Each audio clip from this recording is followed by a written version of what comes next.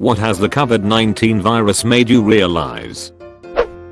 That I was working too hard. Because of all the suffering, I'm actually kind of ashamed to admit this has been great for my mental health. Honestly, me too. I was so burnt out and struggling through every single day. I'm laid off, which is a problem in itself, but being away from work has helped me reconnect with myself. Since we are working from home, my schedule is broken up into 2 4-hour shifts a day with anywhere from 2 to 4 hours in between instead of my typical 8, and I've found that I'm way more productive working in short bursts like this, rather than one long drawn out day. That my job doesn't care if I die. Edit. Thanks for the upvotes, comments and awards everyone. Mine doesn't either. Oh, you're essential too? Lol. Having the option to do something and not doing it sucks far less than not having that option at all. Very true. I wonder why that is. I'm the exact opposite. Less guilt and less negative effect on my self-esteem. I've been feeling pretty good lately, sans the actual coronavirus part, which is probably not a good sign. Because of the lockdown, I found that people think my preferred way of living is hell. Edit. I did not expect to wake up to all these replies and upvotes. Thanks for all the love, Reddit fam. Stay strong. Same here. I literally go to work 5 days a week, where I'm in relative isolation anyway. Come home and just play games, watch movies and TV shows, browse the internet, etc. Go to sleep, and repeat. On my days off I just do the same thing, albeit with going to work element removed. I've worked from home 4 years and either have groceries delivered or pick them up every week or so. I leave my house to walk my dog and get the mail. I play games, cook, and read when I'm not working. My coworkers who are based in offices are climbing the walls due to being stuck in their houses. And just like I love my weeks, entire team thinks I'm crazy. How many jobs/meetings really can be done remotely? I'm wondering how this revelation will affect corporate real estate. If companies will continue the WFH option when things clear up and start to downsize the amount of office space they rent. To quote a coworker, when corporate policy came down, well, I guess we are about to see exactly how many of those meetings could have been emails.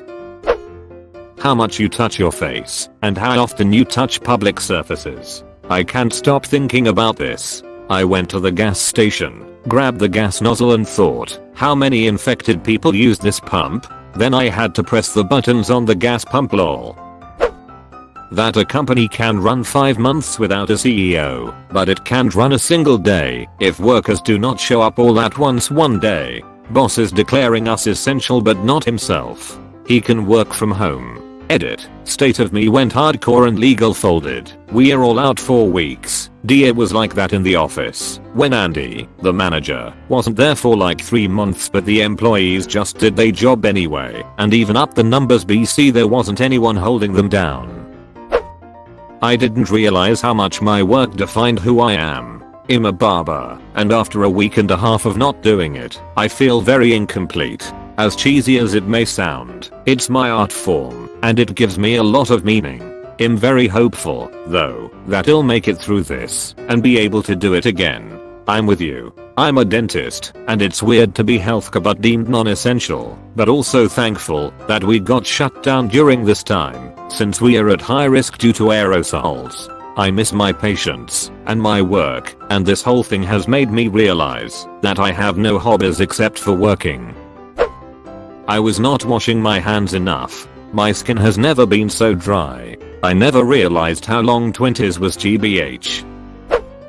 A large portion of this country lives paycheck to paycheck. I've always seen the stats, but never fully realized the effect of that until now. Edit. I'm in the US. Even those who appear to make a lot of money still live paycheck to paycheck. Their costs go up with their income. Personal finance isn't a popular subject because it's synonymous with personal accountability. The amount of how am I going to pay rent this month type of comments has been shocking to me. I had no idea how many people were living on such tight margins they have literally no savings at all. How much food I actually waste on a regular basis. I always thought we did pretty good about not buying too many groceries or making too much, ordering too much, etc. How wrong I was. I set a goal for our household that we would use up all of our leftovers before making new stuff. It's forced me to be creative and experiment in the kitchen. Really shows you how long your pantry/fridge can actually last you. Yes, this is mine. I've been able to get creative and make leftovers feel like different meals. I've used the gross ends of bread loaves to make breadcrumbs. I made tomato sauce from tomato paste I would have normally thrown away. I've started regrowing green onions and celery from the old roots I would have normally discarded. Everything is getting repurposed. This whole thing has been really enlightening. We wasted so much before. Our system isn't prepared for a big outbreak of some kind of sickness. Yesterday, I found this article by National Institutes of Health from a severe influenza pandemic. Hospitals will likely experience serious and widespread shortages of patient pulmonary ventilators and of staff qualified to operate them. Deciding who will receive access to mechanical ventilation will often determine who lives and who dies. In the event of a severe influenza pandemic, the need for life-saving mechanical ventilation will far outstrip the ability to provide it. According to planning options from the Department of Health and Human Services, DHHS, in the United States alone, a severe influenza pandemic would infect 90 million people, hospitalizing nearly 10 million, with almost 1.5 million in ICU units, and with nearly 750,000 people requiring mechanical ventilation. 29. According to Donald, 15, report in the New York Times, there are 105,000 ventilators in the US, 100,000 of which are in use during a regular flu season, although these numbers are difficult to verify, since there is no systematic reporting of ventilators or utilization.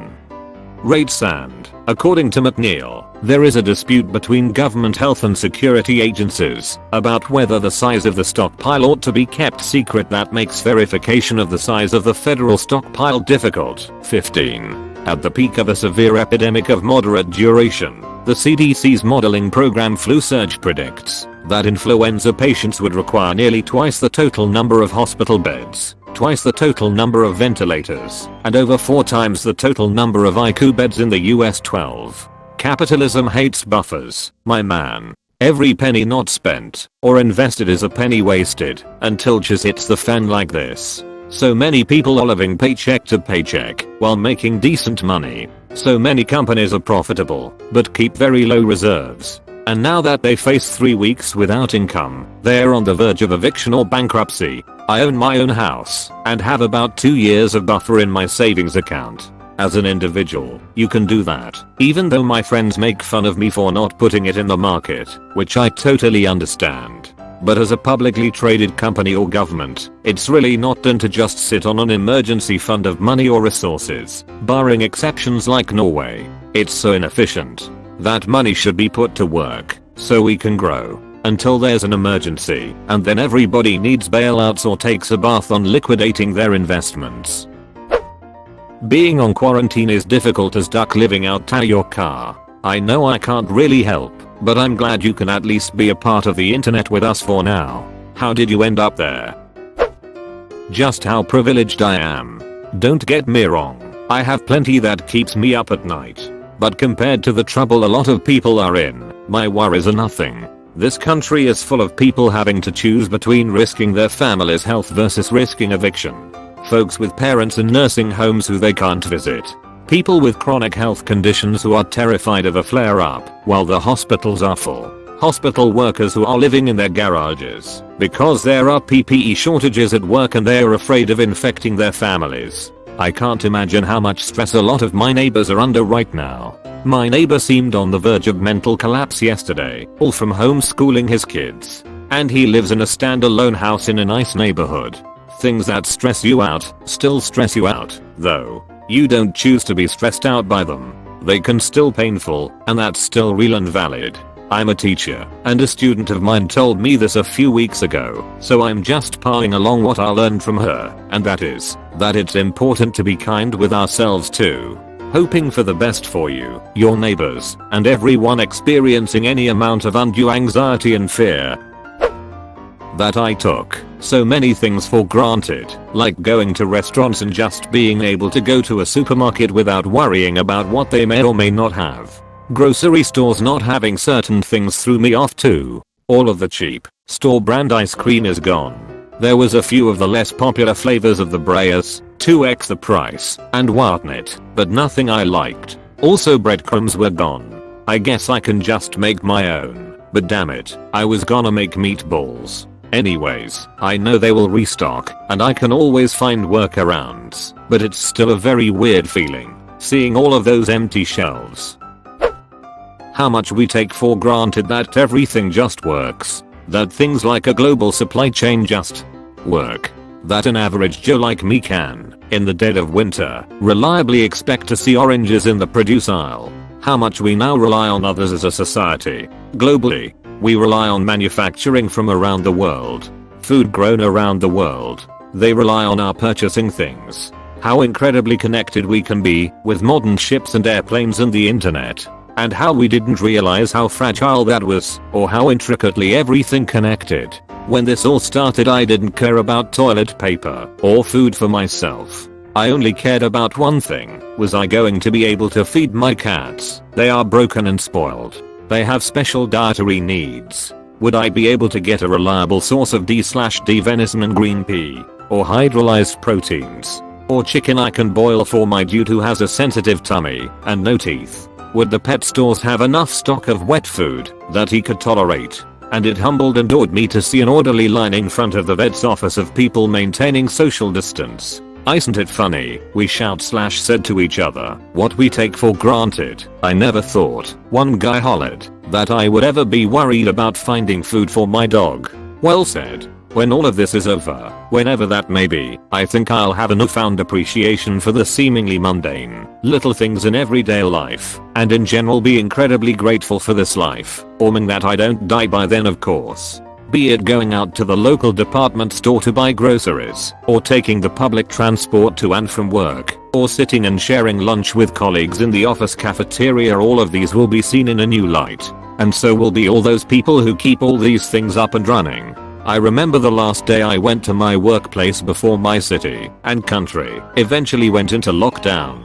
By then almost the entire office was already working from home. I had dropped by for a bit to pick something up for work, and seeing all the empty desks of my colleagues made me tear up. It's an emotion I can't quite place a finger on. To say that I was missing them wouldn't be completely true because, thanks to technology, we were in touch every day through IMs and video calls. I guess the best way to describe it would be to say that it was something akin to nostalgia, the realization that what was once normal has become disrupted, and there's no saying when we'd get it back, and that disruption is accompanied by a constant anxiety, a fear of the unknown and what lies ahead. Granted, our pre-corona lives weren't all roses and unicorns. There were battles to fight then too. The same bay where I stood and got teary-eyed by looking at the empty desks was also where me and my team had to deal with a lot of chiz and stress. It's the place we complained about coming to every morning when we'd rather be snuggling in bed, especially on Mondays. Some of these issues were trivial, some weren't. But all of that doesn't compare to the constant fear that we live with in the back of our minds now. Fear of stepping out and getting infected. Fear of losing a loved one to the disease. Fear of what could possibly come after this, of the enormous impact on the economy and its consequences. Fear of that little panicky voice in your head which sometimes asks, what if this present reality is the new norm, and we forever lose that which we once considered normal, which we then immediately try to stifle by telling ourselves that nope, one day we'll certainly go back to what we had before this started. Maybe this whole ordeal is going to turn out to be a hands-on course in existentialism. That I married the right person. We've been self-isolating for 2 weeks now, and being with him makes the biggest difference to my overall happiness. This is mine, except it's that I should marry my boyfriend. I have pretty high anxiety even at the best of times, and I've just been sitting here this week waiting to lose my job, feeling very far away from my aging parents. Has been my lifeline the whole time, and just having him here makes me feel at ease and able to let go of the things I can't control. And we've been having a total blast locked up together. We've talked about wanting to spend our lives together before, but this is a different level. I've only been with my GF for around 7 months. We drove to my grandparents' vacant house in Florida to escape New York City, and we've been having an amazing time together. I picked the right person. That the country is full of wankers and idiots. Just your country. Whole world is full of idiots, wankers and mad people. You don't have the monopoly on that.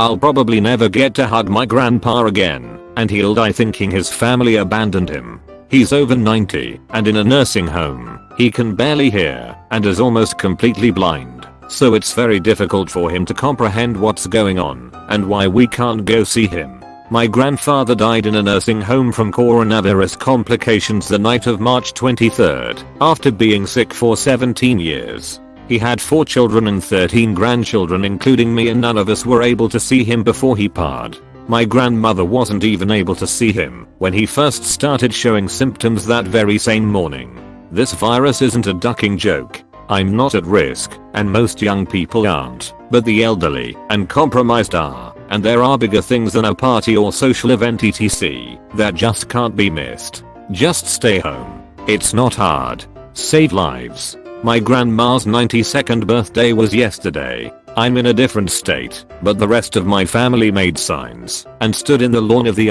Ted living home with them to say hello and happy birthday. Being blind, you just need bigger signs. Truck drivers and healthcare workers really are the backbone of this country. Confirmed that celebrities are incredibly out of touch with the real world. We're all in this together from my $40 million mansion. You thought that celebrities were in touch with the real world before all of this? The GameStop call really put it into perspective for me. There was a conference call made to GameStop, and the boss told the employees that the danger is the same for the employee who would see 20+ people and the boss who is working from home. That I'm suddenly really glad my parents are dead. No, seriously, I see everyone so worried about their elderly folk, and I just don't have that worry. I'm grateful. I see what you mean. My grandparents have all passed, and I would probably be freaking out about their health and safety right now if they were still alive. I understand the feeling. My dad died a year and a half ago. He was a stubborn old goat with COPD. This would have got him, and it would have been a hell of a worse / more painful way to go than his quick heart attack.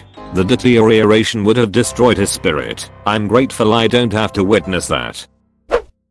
That I basically practice social distancing every day already. Yeah. I was like, so my lifestyle actually has a name for it, huh? Cool. NGL. Social distancing feels like the silver lining in an otherwise horrible event. How much my best friend means to me. Heard his voice after a week at home. We are both very introverts, so don't call that much. So when we finally found a game to play together, our first interaction went like this. Me, hey friend. Hey me, it's good to hear your voice again friend. I missed you me. Missed you too edit. I went to sleep and came back to my most upvoted comment ever, and even with an award. Thank you. And the game was Fortnite. Because that's the only free game we could play with crossplay. How sweet. Most people do not understand exponential growth. The repeated headlines of biggest rise in number of confirmed cases yet that pop up every single day can attest to this. A better headline would be pandemic growth rate continues as expected, though I guess if the former gets more clicks, then you could argue that's the better one. It's actually growing logistically, which means the growth eventually slows. Unfortunately, it only starts slowing once half the population is infected. All those things I never have time to do. I was lying to myself. I lack the mental energy to do more than the bare minimum society requires of me. This is exactly what I've realized too. This downtime has proven essential for recharging. TBH, staying at home without routines is making me do less of the things I should get done. Australian here. It was pretty clear that our government didn't manage the bushfire crisis very well. Our Prime Minister in particular was totally tone deaf. When this COVID-19 started spreading, I was willing to give the government the benefit of the doubt. Maybe they learned from the bushfire cluster duck. But no. Every day it is becoming more and more obvious that they are completely terrible at managing a crisis of this magnitude, and it will cost a lot of lives. I have also learned that a lot of Australians are selfish and/or stupid. For duck's sake, stop acting like a bunch of hungry cockatoos and pull your bloody heads in. Edit. I know it's meant to be tone deaf. Autocorrect was being a bloody rickhead too. I have also learned that a lot of Australians are selfish and/or stupid. For duck's sake, stop acting like a bunch of hungry cockatoos and pull your bloody heads in. As an American who grew up with a cockatoo for a pet, this comment made me laugh a little more than it should have. I want to share a quote from America's president on CNN. Reporter, paraphrased, "Why did you choose to lift the quarantine at Easter? Why then? Trump, it just seems like a beautiful time. Not polluting this place for 2 weeks makes this much of a difference. It. Thank you for silver. I'm surprised this isn't higher. The pictures and videos of animals in cities and clear waters in this shorter period of time is amazing. Teachers are extremely patient. I have to agree. This is my 27th year in the classroom and I attribute part of my longevity to the fact that I have a lot of patience. I can be asked the exact same question by 5 different students in a 10-minute period, and I'll answer it 5 times, even if I already explained it to the class. It's natural human tendency to socialize. Most people are feeling extremely bad without social interaction. Animals are probably wondering what the hell happened. I feel like I'm in the best case scenario. I'm with my husband, which is socializing enough for me, but we don't have kids. Oh god, am I thankful right now that we don't have kids. That really ducking stupid people think toilet paper is a priority. I think it actually makes sense, in a selfish way. It's not that expensive to stock up on. It doesn't need special storage. It will never go bad, and you know you're going to use it eventually. If you've got the space, it is actually a pretty logical thing to stock up on, if you ignore the fact that you contribute to shortages for others. I've heard 2 things, and I'm not sure what to believe. Toilet paper run out on the shelves because it's so bulky. 10 people buy toilet paper and there's almost none left. So everyone freaks out and buys all the toilet paper because of its perceived scarcity, creating real scarcity. China's shutdown is hitting our supply chain now or soon.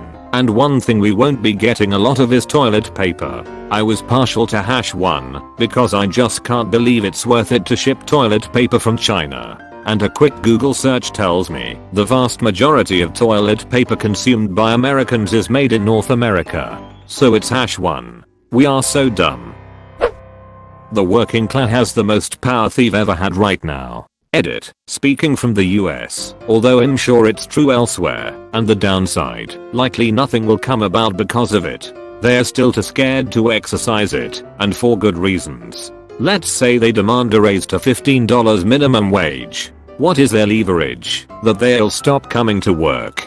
The people with money with spare no expense painting them as the bad guy, holding all of civilization hostage to their greed. And morons will eat that jizz up, somehow thinking that a kid making $7/hour while risking his life to stock shelves is somehow more greedy than the billionaire sitting at home buying ad time to smear him. There are still going to be enough people falling through the cracks of the stimulus package that they'll line up for any $7/hour job that opens. Employers will use the tried and true tactics: divide, fire, conquer, hire for less, wash, rinse, repeat. We are like butterflies that flutter for a day and think it is forever. Carl Sagan. 2 things. Minimum wage workers are the backbone of our society. Americans act so irrationally during a crisis. It's a miracle that they haven't gone extinct yet. Humans act so irrationally during a crisis. Plenty of stories across the globe of people being morons, going to parties or beaches or events while sick, or after they've been ordered to not go. The parties with a 499 person limit. Most countries seeing their grocery stores wiped out by hoarders in wave after wave. Nobody wants to shut down for fear of what it will do to the economy, but we are going to see the economy hit a lot worse if we don't shut down. Either we close voluntarily now, or we shut down because everyone is sick in a month. Both take the same amount of time, but in the first scenario we don't have nearly as many dead or injured and can rebuild more easily. Plus we can maintain limited capacity during that time, deliver/take it, remote work, isolated infrastructure work. But they'd rather roll the dice on this being an illness or an 11th hour cure. So far that's just gotten idiots killed when they took miracle drugs without doctor supervision. A huge percentage of Americans pay no attention to world news. We have the benefit of hindsight here and everyone is acting like they don't know what is coming next. This exactly. It kills me how so many of my coworkers are like mesmerized at how I told them what's gonna happen next. We aren't the first to go through this, guys. We should have learned from those who suffered first. It's pathetic. And I hate it. In another week or two, we are in for the thick of it. Stupid. Stupid. Why are we incapable of learning?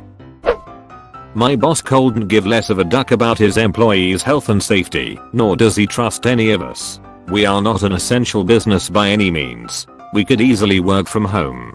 He can afford to give us paid sick leave, but does not. Where I work is one of the most highly infected areas in my state. We were ordered to shut down by the governor, yet we remain open. There was an employee who came into work every day for over a week that was sick with the flu. There are at least 2 employees with compromised immune systems that I know of. A week later, one of those 2 began exhibiting flu-like symptoms. Having a compromised immune system, he went to his doctor right away. He was told to self-quarantine. He is now out of work for an indefinite amount of time with no pay.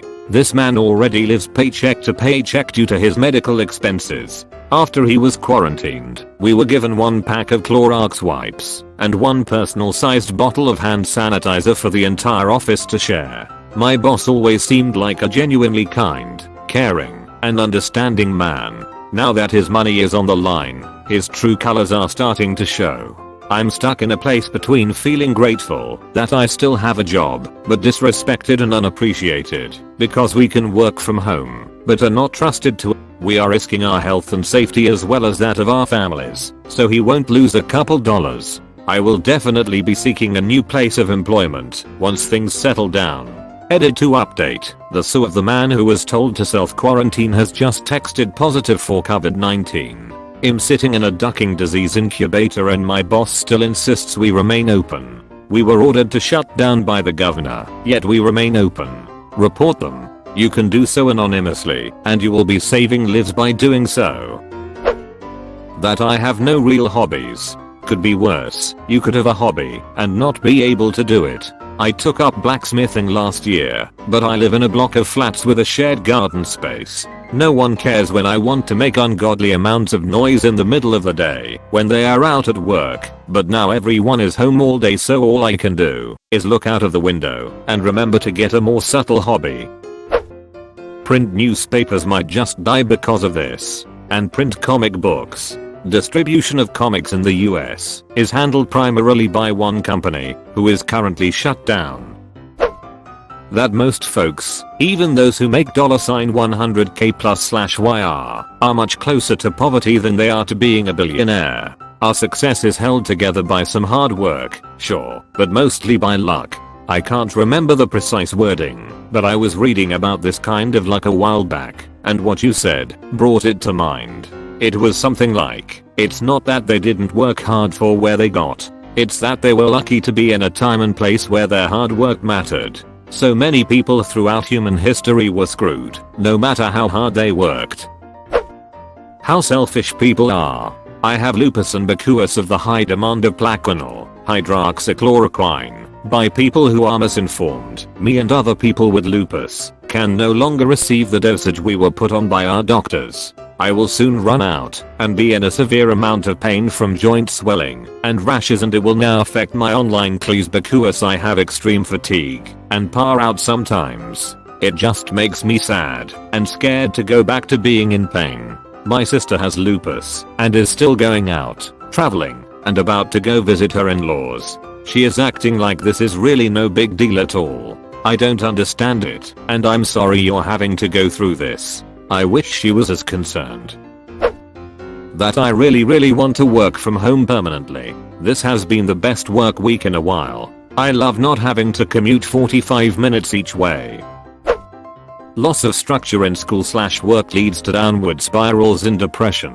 Professors are struggling to provide adequate information and have more difficult tests since they are take home, which leads to a huge disconnect for the students. My university has not provided structure/guidelines for the professors to abide by, so it's all over the place, and in particular, all of them are not doing video conferencing.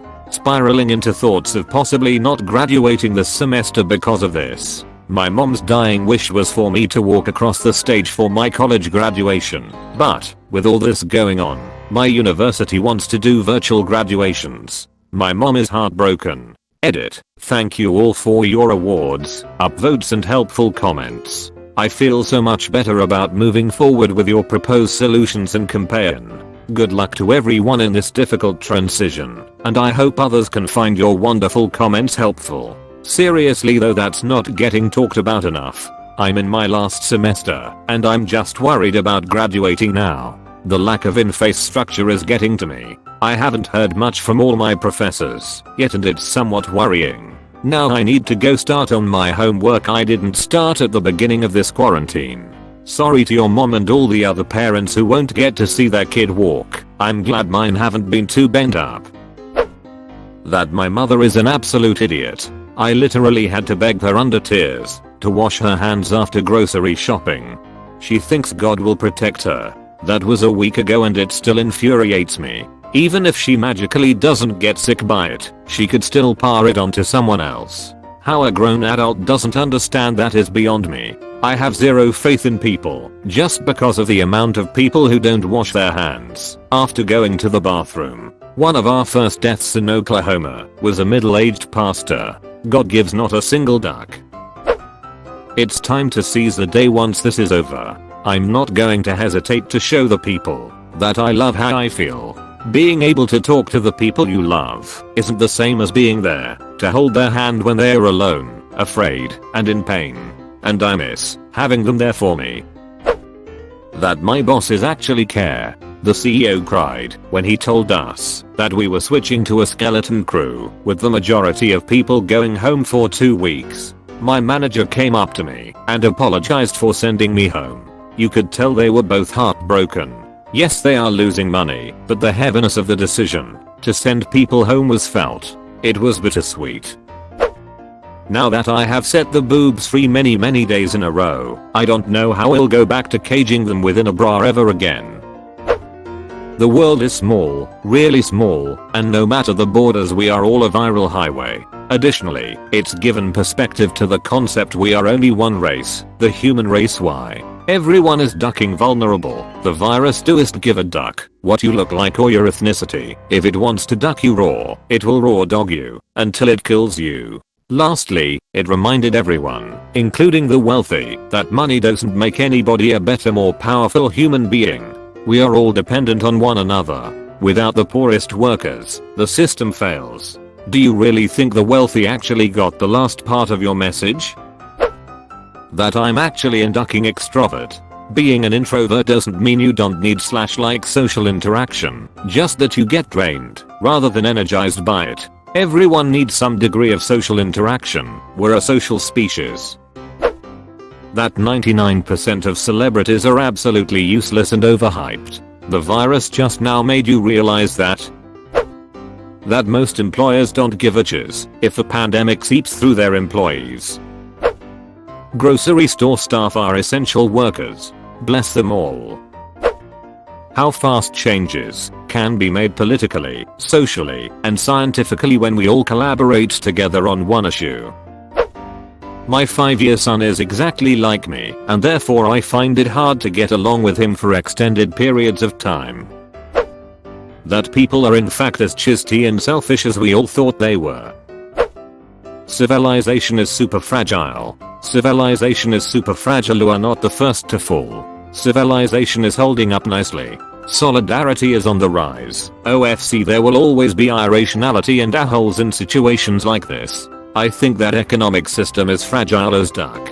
We invest in things that, as we can see, mean nothing but leeches on people who are keeping us healthy and who are providing us with basic needs. And yeah, now we can see who out of political leaders actually cares at least a bit for their people.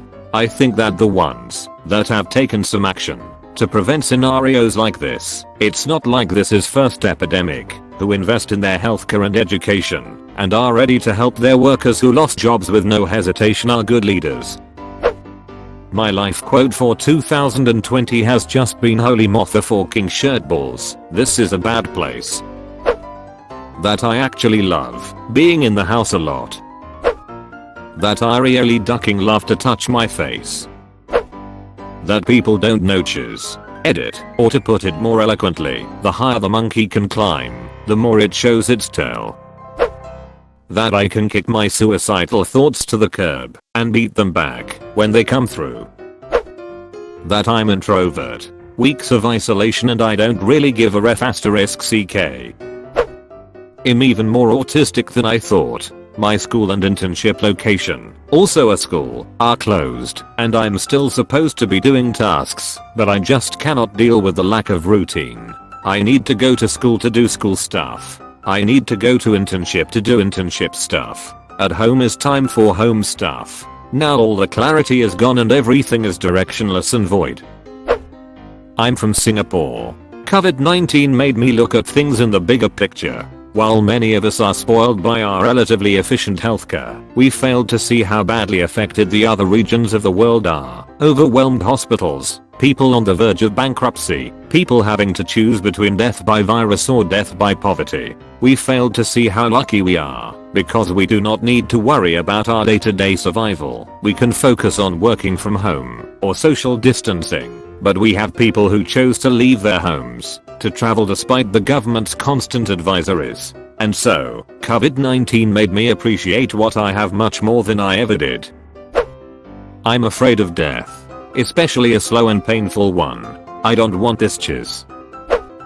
No one loves me. Not a single soul has messaged me. Send love. I'm in desperate need of cuddles. Edit. Thanks for all the love and support from y'all. Just so you guys know, I'm doing fine. It's just a bit lonely. I'm also outgoing, so I do try and talk to people. They just ignore me for the most part, but I'm glad at least y'all care. Yes, I have medical problems. Yes, objectively they told me back from day-to-day activities. And I had always thought that if I could just free up my time a bit and not have to go out as much, I would be a bit more productive, and it would give me more time and energy to work on getting healthier/better. Turns out, all that is true, but my biggest obstacle was myself all along. I've had nothing but free time now, and no obligation to go anywhere. Indeed, a duty to stay home as much as I can and socially distance. But for the first part of this I did nothing, was not productive, and really the days just piled one after the after, eventually blurring. At one point, I genuinely didn't know what day it was, even though I keep up with the news on a daily basis, interact with dozens of people online on a deep level, be it gaming with the squad, intellectual discussions with friends abroad, what have you. If, like me, you're dealing with some mental health issues, stamina and weight issues, sleep issues, etc., they are real and do have a huge effect. But ultimately, you have to take control of your life and overcome your anxiety, because even in the best of circumstances, in some sense at least, you may still end up doing nothing at all because of all the fears you imagine and all the failures you're so afraid of that it all ends being true just because you felt it would be the case. Instead, learn that your problems are probably not enough to actually stop you unless you stop yourself. No reason not to study daily, work on your research, see your family and friends, go and do sports, and so on, even if you have to do it at a slower pace and in a piecemeal fashion. The point is, do something, a little something, every day as much as you can. You'd be surprised how much you can accomplish over time. Otherwise, you can spend weeks and literally not be able to tell the difference between what has happened today and what happened weeks ago. I'm really curious to see how these self-realizations, so to speak, translate into even more changes when/if the COVID-19 pandemic is behind us. It's really absurd for me to realize that all along I was my own biggest obstacle, and not in an intellectual way that I had thought of in the past. But it really hit me now, being at home for weeks, having all the time in the world, and still failing to accomplish even basic tasks. Happy about the progress, but damn. What a set of lessons learned. That all those conspiracy theorists and doomsday preppers may not be as crazy as I thought. Not saying they are completely validated or justified. It's just that they seem to be way more prepared on a mental and emotional level for all this, and they are better prepared with all the goods that people are panic buying. I need to learn how to cook more varieties of food. Being in an open office all day was killing my appetite for social interaction. I'm an introvert and the office environment just stressed me out too much. I would come back home from a day at work completely mentally exhausted.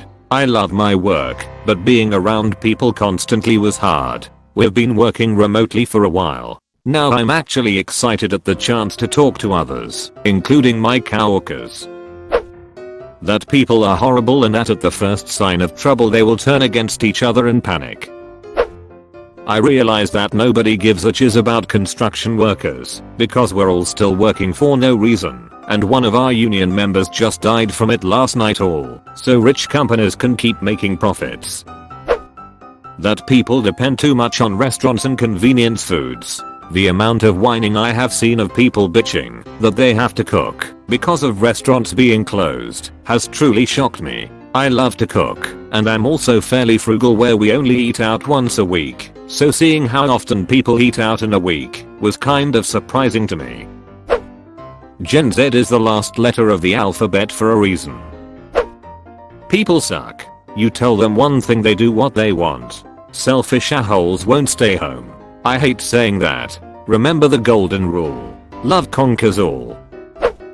I already felt this, but we are so mortal, so fragile and not invincible. Some people forgot that. We are flesh and blood, we are not gods. Also the fact those in power and celebrities caught the virus shot down their belief in their invincibility, that their power stops them from catching this. As my friend said, whether king or street sweeper, we will all meet the Grim Reaper. Both sides of the media can't be trusted. Additionally, that the biggest fallacy in the world is this left/right divide. Trust the scientists, my guy. Why is left/right a fallacy? Well, think about it. One side bailed out Wall Street during the financial crisis. The other side gave tax cuts to Wall Street and is getting ready to bail them out once again. Both sides serve the same people, but give us the impression that they are against one another ideologically. The analogy would be this: Vince McMahon is the owner of the WWE. Vince is portrayed as a greedy asshole by one wrestler, and as the boss and good guy by another.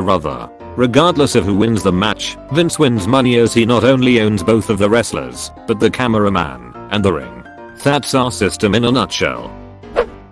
I'm really lazy. There was stuff that I always said I didn't have time for, but now I have all the time in the world and I just don't do the things I need to do. I'm really attracted to Asian women, even if they're wearing a mask.